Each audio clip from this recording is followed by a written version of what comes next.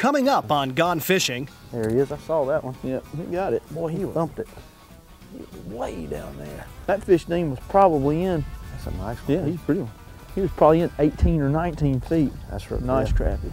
Nice one. Can you lift him in? Yeah, we got him. There you go. That's a pretty fish.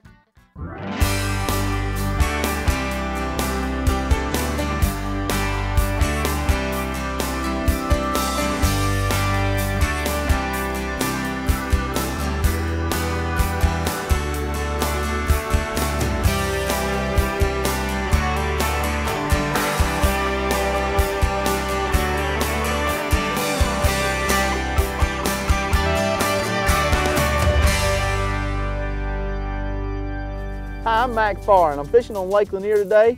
My guest is my good friend and a heck of a good fisherman, Mr. Dean Sigmund. And Dean is going to show us some of his techniques for catching cold water crappie. Dean, tell us a little bit about what we're going to do today.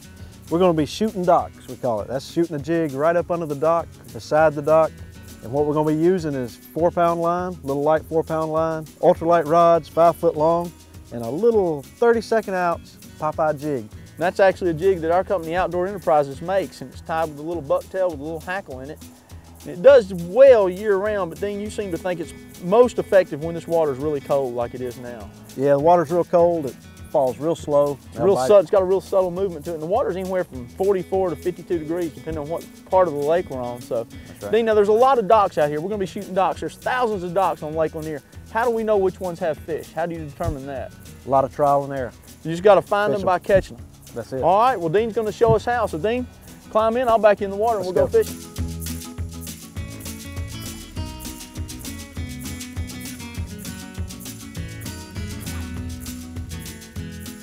Good shot, Dean. Yeah, what you want to do is just let that thing fall on its own a lot of times on a slack line, so it'll fall straight. If you put your reeling gear, when it sinks, it's going to sink on an arc. That's right. Right. Leaving a slack laying on the water. And you'll see it jump. You see the line tick or... Is that how you see? You know, yeah, like that right there. I saw what you're talking about. I saw it tiny jump. Movement. That's it. Yep, look at there. There's Mr. Crappie.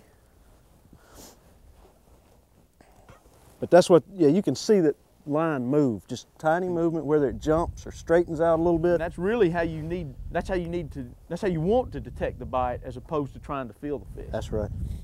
Especially in this cold water. I would say that's more so true when the water's this cool. There's one there. Good job. It is a tiny light bite though. It's a real light bite. Of course, that one came off and that was a nice fish. That was a pretty fish. Sure was. That cost me a fish sandwich. I know. That was a real nice one. Might have been 2 fish sandwiches. He was big enough I could have made one out of each fillet there.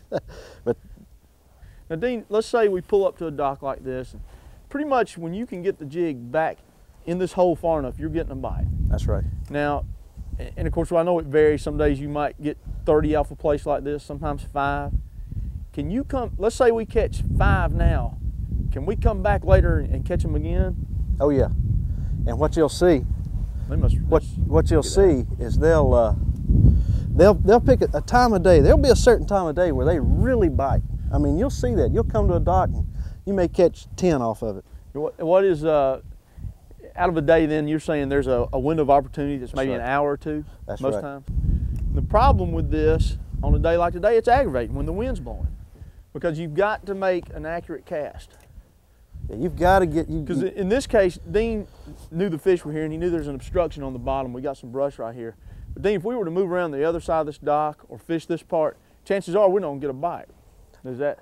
I'll tell you, on this dock right here, there's one spot. You can get a bite right there. That's it.